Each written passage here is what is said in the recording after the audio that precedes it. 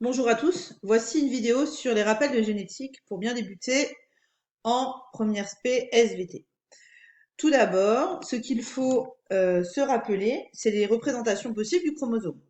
Soit un chromosome peut être représenté à une seule chromatide, on parle alors de chromosome monochromatidien, ou monovalent aussi, on peut le voir, ou de chromosomes à deux chromatides, ou bichromatidiens, ou bivalent. Dans chaque cas, en fait, le chromosome est représenté soit à une seule chromatide, soit à deux chromatides. Les deux chromatides étant reliées par un centromère. Cette représentation et celle-là sont tout aussi justes l'une de l'autre.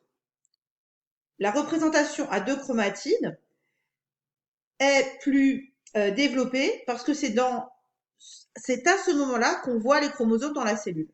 Mais à d'autres moments, il est tout à fait à un seul chromatide.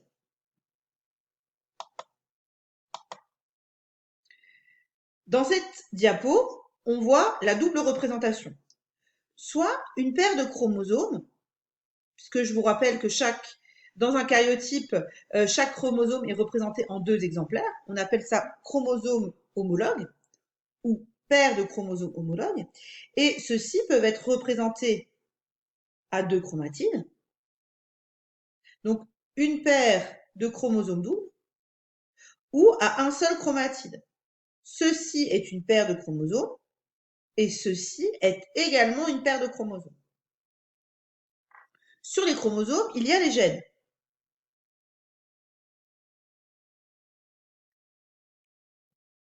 Le gène 1 est représenté ici et le gène 1 est représenté ici.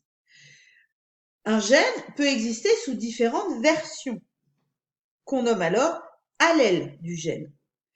Et sur la droite, je vous ai illustré ceci par l'exemple le plus classique qu'on utilise également au cycle 4, à savoir l'exemple des groupes sanguins. Si, sur la paire de chromosomes homologues, on a deux fois la version du gène groupe sanguin A ou allèle A, le caractère A s'exprime à la surface des globules rouges. Ceci est également vrai si l'individu possède un allèle A et un allèle O. Dans ce cas-là, on dit que A est dominant sur O et ainsi que O est récessif et ne s'exprime pas. Ceci est totalement similaire dans le cas du groupe B, puisque B est dominant sur O.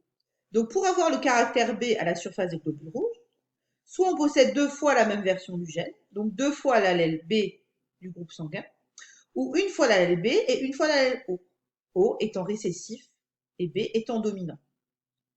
Comme l'allèle A et B sont dominants, on peut très bien avoir un allèle A et un allèle B sur notre paire de chromosomes homologues. Les deux vont s'exprimer. On aura des caractères A et des caractères B à la surface des globules rouges. L'individu sera de groupe AB. La seule possibilité pour que l'individu soit du groupe O, c'est qu'il exprime par deux fois l'allèle O. Dans ce cas-là, l'allèle qui est récessif s'exprime.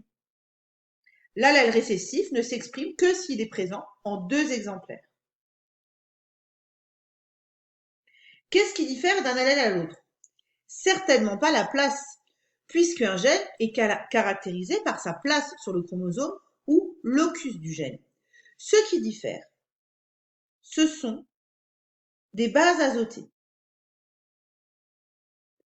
Une petite différence au niveau de la succession des bases azotées. Ici, j'ai mis une flèche pour qu'on la voie. Dans un cas, on a une paire GC. Dans l'autre cas, on a une paire AT. Et c'est ce qui diffère entre un allèle et l'autre. Une toute petite différence de base azotée, c'est-à-dire aussi de nucléotides. La diapo suivante nous le montre. Ici, on a donc un chromosome qui est composé d'une molécule d'ADN. Ce chromosome contient des gènes qui se succèdent. Chaque gène est constitué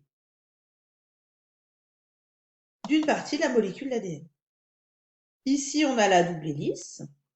Ça renvoie au programme de seconde. On a donc 2 chaînes de nucléotides qui sont complémentaires. Et donc, un fragment d'ADN, c'est un gène. Ici, on aura un autre fragment d'ADN, un autre fragment ADN, qui sont tous liés sur le chromosome. Une séquence de nucléotides, un ordre précis de nucléotides, porte une information à l'origine d'un caractère. ATT ne veut pas dire la même chose que TTA, par exemple. Ici, on en a un parfait exemple. Voilà. Dans le cas de l'allèle A d'un gène, on a une succession G, T, T, T, G, G, G, T. Dans le cas de l'allèle B, on a une succession similaire, sauf qu'une paire, ici, diffère. On a un G à la place d'un T.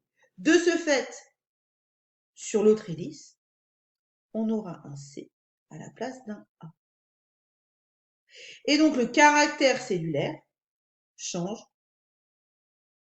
de manière plus ou moins significative. Ces mutations peuvent être naturelles, complètement spontanées, ou alors engendrées par un agent mutagène. On verra ça plus en détail cette année. La variabilité génétique, on verra également ça plus en détail cette année. Voilà pour ce rappel. Merci de m'avoir écouté dans cette vidéo.